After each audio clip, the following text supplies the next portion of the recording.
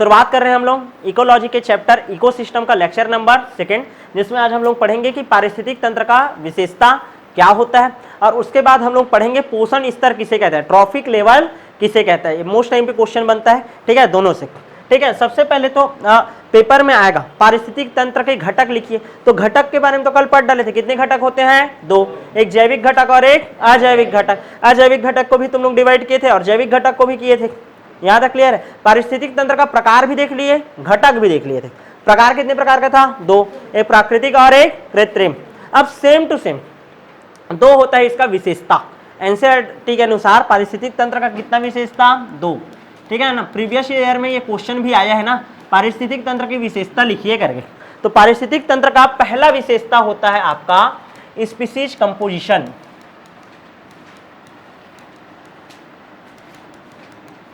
Species composition, जातीय संगठन। पहला गुण क्या होता है, जातीय संगठन। कोई भी इकोसिस्टम का जो पहचान होता है, किसी भी इकोसिस्टम का जो पहचान है, वो वहां पास रहने वाले पादप और वहां पास रहने वाले जंतुओं से होता है, ठीक है नहीं। जैसे कि मैं बोलूंगा कि यहाँ सरस्वती शिशु मंदिर के स्टूडेंट है, ठीक है ना। सरस्वती शिशु मंदिर का पहचान किससे है, वहाँ के बच्चों से है, उनके कैरेक्टर से झलकेगा। जैसे यहाँ आत्मानंद के बच्चे हैं बोलूंगा, तो आत्मानंद का नाम क्यों चलेगा, क्योंकि वहाँ के बच्चे से उनका उस स्कूल का गुण पता चलेगा ना। तो कोई इकोसिस्टम का गुण मेरे को मान लो पता चलेगा, तो किससे पता चलेगा, वहां पास रहने वाले पादपों से, वहां पास रहने वाले जंतु से। मान लो कोई एरिया में, ध्यान समझना, कोई एरिया में ऊंट मिल रहा है, तो वहां पास तुम लोग फटाक से बता सकते हो कि हाँ ये डेजर्ट इकोसिस्टम होगा, रेगिस्तान का होगा। समझ आ रहा है कि नहीं। कहीं पास मैंग्रोव वन मिल रहा है, मतलब वो दलदली भूमि वाला होगा इकोसिस्टम। समझ आ रहा है कि नहीं। कोई ऐसा एरिया मिलेगा जहां पास, ध्यान समझना, बहुत ज्यादा पादप पाया जा रहा है, बहुत ज्यादा जंतु पाया जा रहा है, तो तुम लोग फटाक से दिमाग लगा लोगे कि ये ट्रॉपिकल एरिया का इकोसिस्टम होगा। समझ आ रहा है कि नहीं। मतलब कोई एरिया में उपस्थित कितना पादप है या कितना जंतु है, उसके आधार पर तुम इकोसिस्टम का क्या कर सकते हो, पहचान कर सकते हो। क्लियर है कि नहीं। तो सबसे पहला होता है स्पीशीज कंपोजिशन। पहला विशेषता क्या हो गया, स्पीशीज कंपोजिशन। कोई भी इकोसिस्टम का पहचान उसमें उपस्थित पादप और जंतु की सहायता से हम लोग कर सकते हैं। क्लियर है कि नहीं। हमेशा दिमाग में छाप के रखना है कि tropical rain forest, tropical rain forest, ठीक है ना, ट्रॉपिकल रेन फॉरेस्ट, इसका जो जातीय संगठन होता है वो सबसे ज्यादा होता है, सर्वाधिक। क्लियर है ना। अच्छा, समुद्र में याद रखना, हम लोग क्या समझेंगे कि ट्रॉपिकल एरिया का जो समुद्र होगा उसमें ज्यादा जाति होगा, लेकिन दिमाग में छापना एक अपवाद है मात्र। टेम्परेट जो ओशियन रहेगा ना, शीतोष्ण एरिया का जो ओशियन रहेगा, वहां पास जाति विविधता ज्यादा रहता है। क्लियर है कि नहीं। कहाँ का, टेम्परेट एरिया का। समुद्र में, किसमें, समुद्र में, वो एक अपवाद है। अच्छा, सबसे कम कहाँ होगा, सबसे कम स्पीसीज कहाँ पाया जाएगा, रेगिस्तान में, डेजर्ट में, और कहाँ पाया जाएगा, पोलर एरिया में, ध्रुवीय क्षेत्र में पाया जाएगा। क्लियर है कि नहीं। तो स्पीसीज कंपोजिशन पहला गुण समझ आया कि नहीं। कोई भी एरिया का इकोसिस्टम का पहचान वहां पास रहने वाले पादप और जंतु से होता है। वही बताते हैं कि हाँ यहाँ पास कौन सा इकोसिस्टम उपस्थित है। सबसे ज्यादा इकोसिस्टम में कहाँ जंतु रहेंगे, ट्रॉपिकल रेन फॉरेस्ट में स्पीसीज कंपोजिशन ज्यादा रहेगा। सबसे ज्यादा पादप और जंतु यहीं मिलेंगे। क्यों ज्यादा मिलते हैं, क्योंकि ये किसके करीब है, इक्वेटर के, भूमध्य रेखा करीब है ना। क्लियर है। और समुद्र तल से इसका ऊंचाई भी क्या है, कम है। क्लियर है। मैं बताया था, याद करो, लैटिट्यूड ग्रेडियंट, जब बायोडाइवर्सिटी पढ़ रहे थे तो मैं क्या बोला था, ये पृथ्वी है, तो पृथ्वी का बीच का ये क्या है, भूमध्य रेखा। भूमध्य रेखा के आसपास इसको क्या बोलते हैं, ट्रॉपिकल एरिया। ट्रॉपिकल एरिया से ऊपर टेम्परेट, टेम्परेट से ऊपर जब जाओगे तो कौन सा एरिया आ जाएगा आपका, पोलर एरिया। क्या आ जाएगा, पोलर एरिया। याद आया। तो सबसे ज्यादा जाति विविधता कहाँ मिलेगा, यही मिलेगा ना, temperate area, sorry tropical area में। और जैसे जैसे ऊपर जाते जाओगे तो रेगिस्तान है, पोलर है, इस एरिया में क्या मिलते जाएगा, स्पीसीज कंपोजिशन क्या होते जाएगा, कम होते जाएगा। पहला विशेषता क्लियर है। दूसरा विशेषता देखिए, क्या मिटा दो। दूसरा होता है स्तरीकरण। क्या है, स्तरीकरण, स्ट्रैटिफिकेशन, स्तरीकरण, स्ट्रैटिफिकेशन, स्ट्रैटिफिकेशन, स्तरीकरण, ठीक है ना। विभिन्न स्तर पर विभिन्न प्रजाति का पाया जाना, विभिन्न स्तर पर विभिन्न प्रजाति का पाया जाना क्या कहलाता है? स्ट्रेटिफिकेशन। क्या कहलाता है? स्ट्रेटिफिकेशन। क्लियर है कि नहीं? जैसे कि मैं तुम लोगों को समझा रहा हूं, ध्यान देना ना।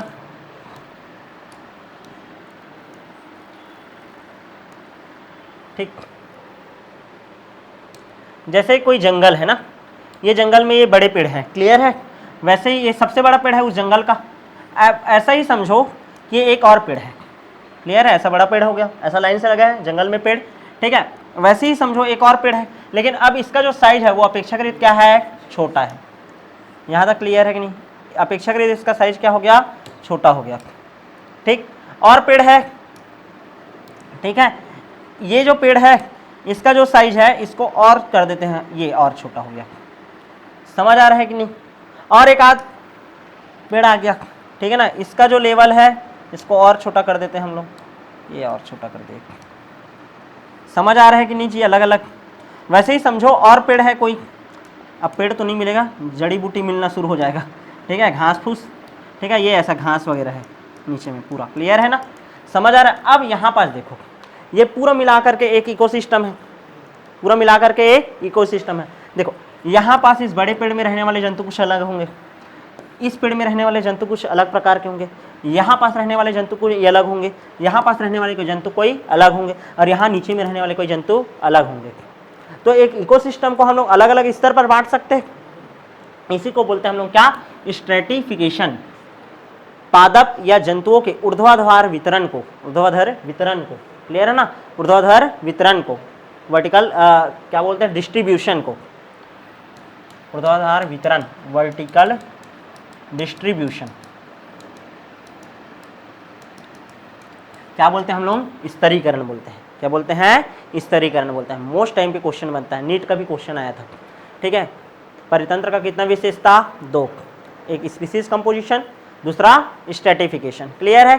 पहला, कोई भी एरिया में उपस्थित कितना पादप या जंतु है उसके आधार पर उस इकोसिस्टम का क्या होता है? पहचान होता है। और दूसरा क्या बोल रहा हूँ कि अलग अलग स्तर पर अलग अलग जीव जंतु पाए जाते हैं। ऐसा डायग्राम बना करके बनाए रहोगे ना तो अच्छे से याद रहेगा ये, कि इस तरीके से ऊर्ध्वाधर जो वितरण रहता है, अलग अलग लेयर में अलग अलग जंतु पाए जाते हैं, ठीक है ना?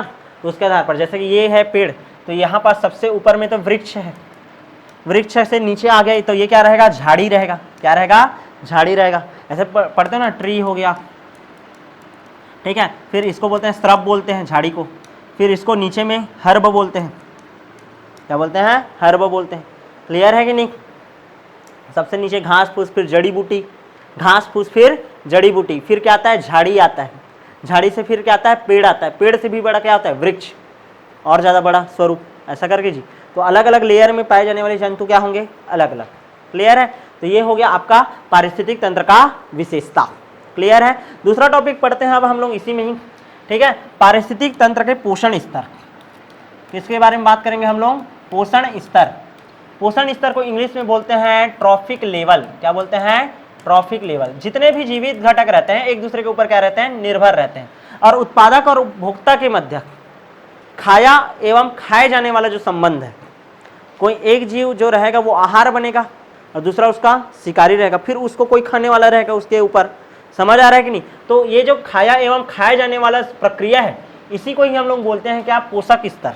क्या बोलते हैं? पोषक स्तर। मतलब विभिन्न, ध्यान समझना, विभिन्न क्या बोलना चाहिए? जैविक घटक, विभिन्न नहीं बोलना चाहिए, जैविक घटक के उत्पादक एवं उपभोक्ता के मध्य खाया एवं खाए जाने वाले संबंध के कारण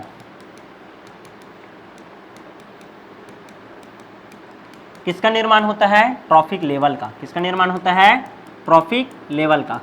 ट्रॉफिक लेवल को हम लोग शो करेंगे कैपिटल टी से। किससे शो करेंगे? कैपिटल टी से। क्लियर है कि नहीं? जैसे अब ध्यान से समझने का कोशिश करो। सबसे नीचे में आता है उत्पादक। उत्पादक के रूप में तुम लोग किसको जानते हो? जैसे कि हरे पेड़ पौधे हैं, पेड़ पौधे हो गए जी, घास हो गया, ये सभी क्या है? प्रकाश ऊर्जा का उपयोग करते हैं और क्या करते हैं? अपना भोजन ग्रहण करते हैं। तो प्रकाश का भी तो ये उपयोग कर रहे हैं, तो इसको बोलेंगे प्राथमिक पोषण स्तर T1। क्या बोलेंगे? प्राथमिक पोषण स्तर या प्रथम पोषण स्तर। क्या बोलेंगे? प्रथम पोषण स्तर, भूलना नहीं, प्रथम पोषण स्तर। अच्छा, इसको कौन खाता है? उत्पादक को, उपभोक्ता। कौन सा उपभोक्ता खाता है? प्राथमिक उपभोक्ता। तो क्या लिखेंगे? प्राथमिक उपभोक्ता। प्राथमिक उपभोक्ता, इसको किससे शो करूंगा मैं? T2 से। क्या शो करूंगा? T2 से। इसको हम लोग क्या बोलेंगे? द्वितीय पोषण स्तर, सेकेंड ट्रॉफिक लेवल। क्लियर है कि नहीं? अच्छा, प्राथमिक उपभोक्ता को कौन खाता होगा? जैसे प्राथमिक उपभोक्ता में चूहा आ गया, आपका गाय आ गया, टिड्डा आ गया, ठीक है ना। टिड्डा अलग है और टिड्डी अलग है, समझ रहे ना।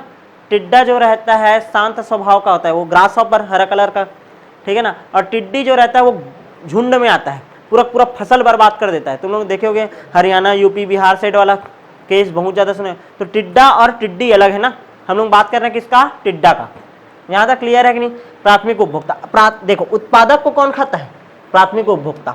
अब प्राथमिक उपभोक्ता को कौन खाएगा जी? द्वितीयक उपभोक्ता। द्वितीयक उपभोक्ता। तो इसको कौन से पोषण स्तर में रखूंगा मैं? T3। क्या बोलूंगा इसको मैं? तृतीयक पोषण स्तर। क्या बोलूंगा?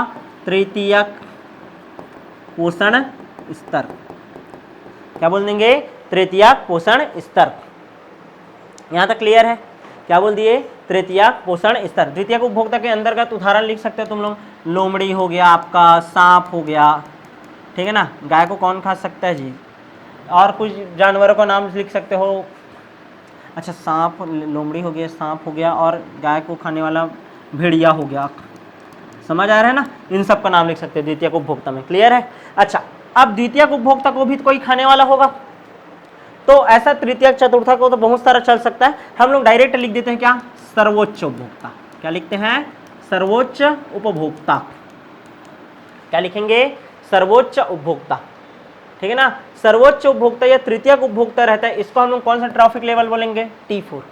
क्या बोलेंगे? T4। क्या बोल सकते हो? चतुर्थक पोषण स्तर।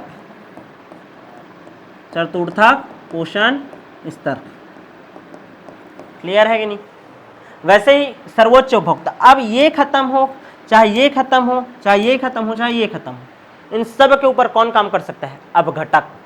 कौन काम कर सकता है? अपघटक। बैक्टीरिया है, फंजाई है, ये मरेगा तो भी उसके ऊपर सड़े गले पदार्थ के ऊपर विकसित हो जाएगा। ये मरे, चाहे ये मरे, चाहे ये मरे। क्लियर है कि नहीं? कोई भी खत्म होगा तो उसके ऊपर कौन रहेगा?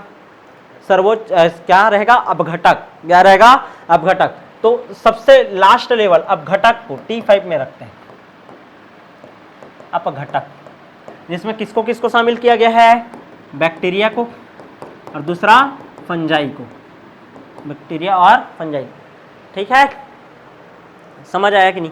तो पोषण स्तर क्या होता है करके कभी भी पूछेगा तो जैविक घटकों के मध्य खाया एवं खाए जाने वाले संबंध के तहत, ठीक है ना। खाया एवं खाए जाने वाले संबंध के तहत या प्रक्रिया के तहत, ठीक है ना, हम लोग क्या करते हैं? लेवल डिसाइड करते हैं।